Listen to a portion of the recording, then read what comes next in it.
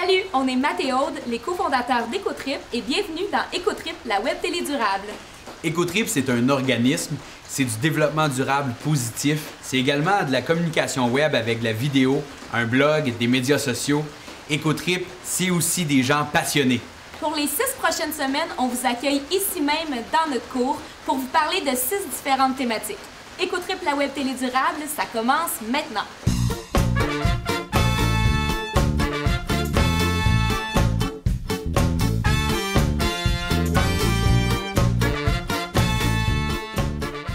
Pour parler verdissement urbain, on reçoit aujourd'hui Geneviève Néron. Allô Geneviève. Salut. Merci d'avoir accepté l'invitation. C'est avec plaisir.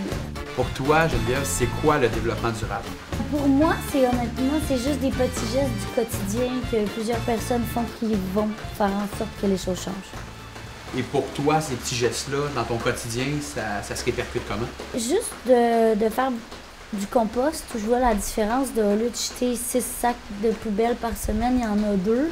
Avec le recyclage puis le compost, il y a beaucoup moins de déchets, de traîner. J'ai ma petite tasse aussi que je traîne au lieu d'acheter des bouteilles d'eau puis de passer 30 bouteilles d'eau par semaine. Je lave ma petite tasse puis c'est propre. Je mets une grosse roche dans ma cuvette de toilette pour qu'au lieu que ça flush 4 litres d'eau, ça m'en flush un. Puis ça coûte rien. Tu mets une roche dans ta toilette pour gaspiller moins d'eau. Je connaissais pas ce truc-là.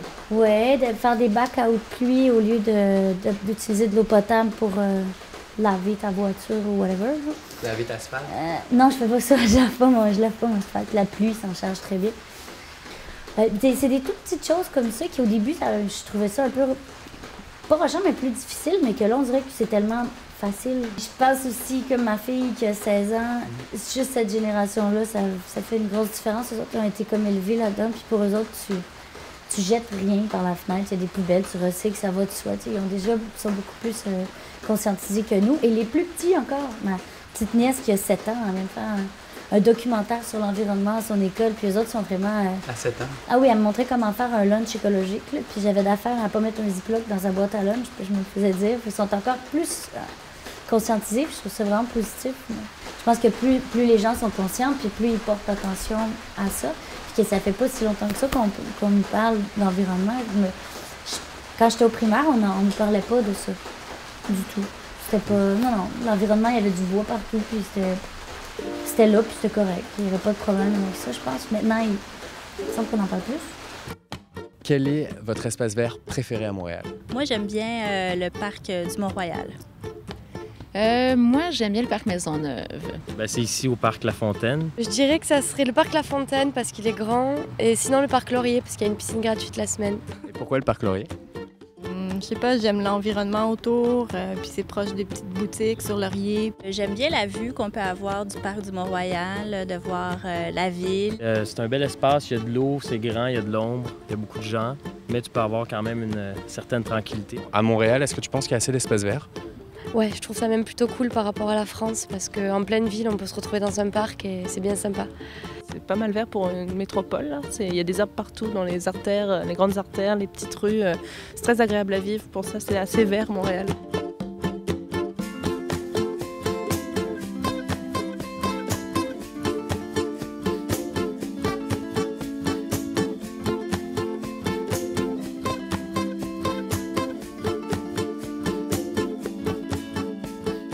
Bonjour, je m'appelle Julien Corriveau, membre du groupe d'humour et de danse western Les Appendices. Verdissement urbain, je suis pour, mais en même temps, il ne faut pas que tout soit vert. Il ne faut pas comme se mettre à peinturer tout vert, ça va être niaiseux, c'est niaiseux. Pourquoi, Éric, on peut faire de l'agriculture urbaine en ville? À quoi ça sert de faire de l'agriculture urbaine? Enfin, est-ce que on peut et pourquoi on doit plutôt? Parce que c'est possible d'en faire à Montréal, l'agriculture urbaine, c'est pas un mythe. Non, c'est pas un mythe. Même Montréal est une des villes où il y a le plus d'agriculture urbaine en Amérique du Nord et même dans les pays industrialisés.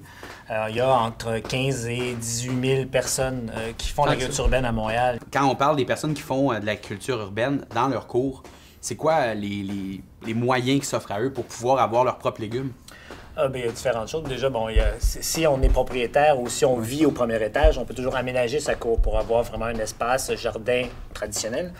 Si on vit au deuxième, troisième, quatrième étage, il y a des balcons, il y a les rampes d'escalier. Enfin, tout endroit où on peut déposer un bac peut être transformé en endroit où on peut faire pousser des plantes en ville sur un balcon. Il faut avoir de la lumière, puis il faut avoir un peu d'amour pour nos plantes. Mais un bac de recyclage comme ça, mettons qu'on l'amène en avant, c'est pas juste... On a un bac de recyclage, on met de la terre et on met des pousses ou des graines là-dedans. Là. Mais non, si on prend un bac comme ça, déjà, ce qu'il faut faire, c'est boucher les trous, dans le fond, pour ne pas écouler l'eau. Après ça, ce qu'on va prendre, c'est on va prendre du carton plastifié. Qui est ici. Celui-là, il n'est pas plastifié, mais ça va être un exemple. Plastifié parce qu'on ne veut pas que l'eau le décompose. Voilà. Donc, les pancartes électorales, qu'on ne sait pas quoi faire après les campagnes électorales. C'est un bon moyen de recyclage. Et après ça, ce qu'on va utiliser, c'est qu'on va le mettre dans le fond, on va le rehausser avec des briques. Et ici, dans ce cas présent, on se débrouillait avec ce qu'on avait sous notre main. On a pris des pots de yogourt qu'on a percés. Donc, ce qu'on va faire, on va les mettre comme ça. Et ce qu'il nous faudrait, qu'on n'a pas là, mais on va faire avec, il faudrait un tube qui ressort ici pour permettre d'envoyer l'eau dans le fond. OK. Ce qu'on va faire, c'est un coup qu'on a monté ça, on va mettre la terre dans les pots de yogourt. On va mettre la terre par-dessus. Et ce qui va se passer, c'est que notre plant va avoir son milieu de son terreau pour pouvoir pousser. Et en dessous, il va avoir une réserve d'eau. Si, mettons, moi, je vais le faire là, comme j'ai écouté ce que tu as dit, mais peut-être que je m'en souviendrai plus vraiment très bien quand je vais arriver à le fabriquer moi-même. Fait que c'est facile, là, je tape sur Internet, fabrication d'un bac... c'est fabrication... Pancarte électorale. Oui, non, fabrication d'un bac pour agriculture urbaine. Okay. Nous, on les appelle, c'est les bacs alternatifs, puisque c'est quelqu'un d'Alternative qui a conçu ces bacs-là. Et il y a les plans sur Internet. Moi, je vous propose de l'essayer, d'essayer voir. On a des plants de tomates qui sont juste là. Un coup que la structure est faite, on va y aller avec la terre. Jusqu'à quelle hauteur on met de la terre? Là, je te vois aller, je vois Geneviève en rajouter. Moi, en général, je le mets vraiment au maximum. Le plus de terre qu'il va avoir, plus le plant va pouvoir faire des racines, plus il va être haut, il va avoir de l'espace. Plus qu'il va être en santé, plus qu'il va faire des belles tomates. Oui. On va prendre des tomates. Oui. Voilà. Des tomates. Voilà. 1, 2. Et voilà. Fait que c'est juste 2 dans un bac comme ça, par exemple. Oui, c'est pas plus. Donc là, il faudrait arroser. On fera tantôt arroser pour être sûr que là, on a mis les racines à l'air, donc il faut vraiment compacter. C'est pas plus compliqué que ça, c'est déjà fini. C'est déjà fini. Et voilà.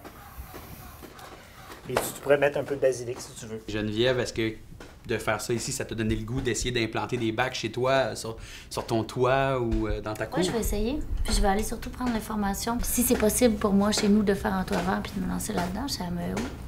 Merci. Et comestible. Oui, voilà. Oui. Parce que toit vert veut pas dire ça, comestible, c'est toit vert et comestible. Voilà. Pas le toit qui est comestible, mais les plantes qui poussent dessus.